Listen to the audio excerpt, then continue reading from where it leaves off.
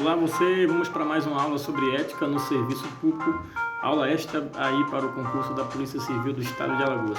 E hoje a gente vai falar sobre a exposição de motivos número 37 de 2002. E o que é essa exposição de motivos?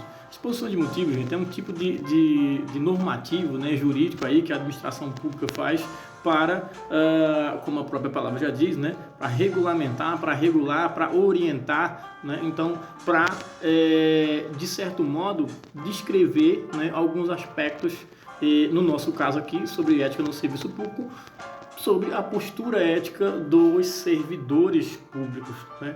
Então, a exposição de motivos ela tem como finalidade informar sobre um determinado assunto, né? Como eu já falei, propor alguma medida ou submeter uma ideia ou submeter aí, né, algum projeto normativo. E aí eu vou ler um trechozinho, né, dessa exposição de motivo número 19, ela foi criada ali, né, no governo do presidente Fernando Henrique Cardoso e quais foram os motivos que levaram à criação desse documento, né? Justamente por uma insatisfação social da época aí com a postura, né, ética do funcionalismo público, especialmente aí os funcionários no que a gente chama de alto escalão do Serviço Público Federal, tá? E essa exposição de motivos é direcionada, né, diretamente aí ao alto escalão, né, aos grandes cargos do funcionalismo público federal, né, do funcionalismo no geral.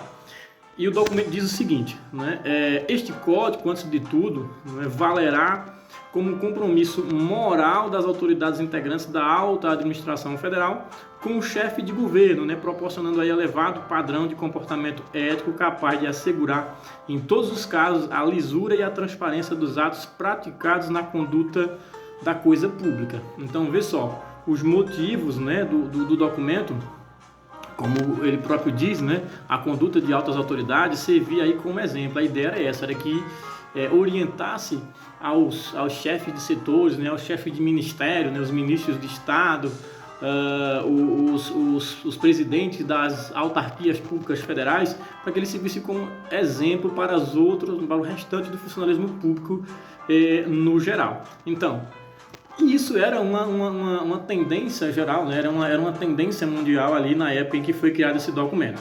Ele é um documento simples, gente, pequeno, curto, viu? Eu acredito que se o Sebrasco cobrando isso aí, vocês não vão ter muita dificuldade, nós não teremos muita dificuldade, porque ele é bem pequenininho mesmo, né? Basta você colocar aí na internet, no Google, coloca ali, né? Exposição de motivo número 37 de 2000, você vai ver, não dá 2 páginas, tá?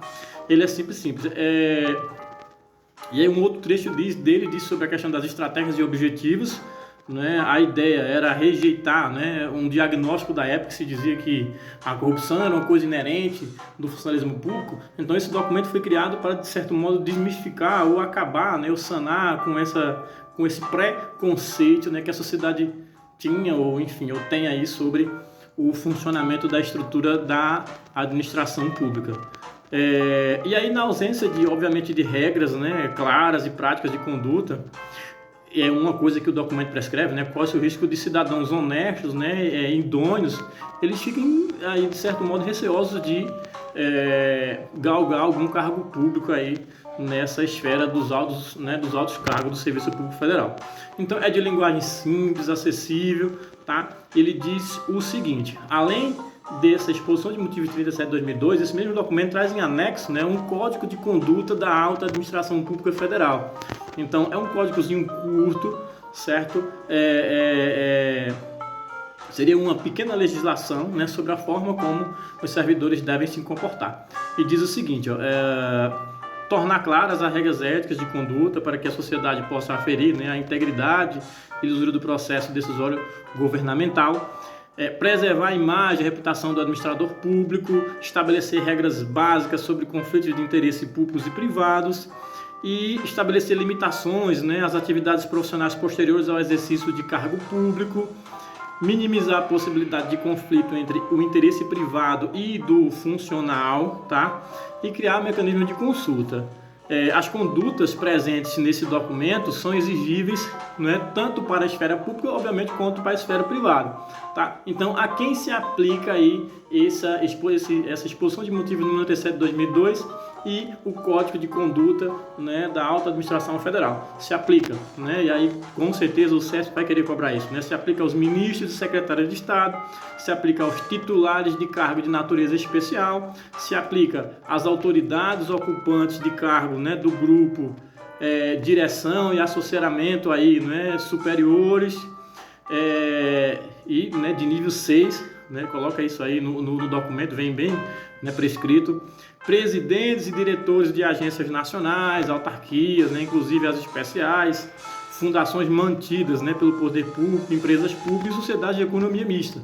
Não é? Então, fica atento quanto a isso. Tem uma coisa que eu gostaria de destacar, que com certeza, né, pode ser questão de prova nesse concurso da Polícia Civil, é o seguinte, ó, a declaração de bens, né? Além da declaração de bens e rendas, né, que todo servidor público, ao ingressar, né, ao tomar posse, ele deve fazer isso, deve chegar para a administração e dizer qual é o patrimônio dele. Tem uma outra coisa que esse documento prescreve, que é o seguinte, ó, o prazo para o envio das referidas, né, informações à comissão de ética, né, é de 10 dias contados da sua posse, certo? Então, no prazo de 10 dias contados de sua posse, aquela autoridade, né, de repente o SESC pode colocar uma questão, o servidor, né, baseado em se o comando da questão for, né, essa exposição de motivos, ou colocar um caso hipotético, como ele gosta de fazer, o prazo para envio, né, é de 10 dias contados da posse, tá? Deverá enviar, né, à comissão de ética informações sobre sua situação patrimonial, né, real ou potencialmente, possa suscitar conflito, isso para evitar conflito aí com o interesse público.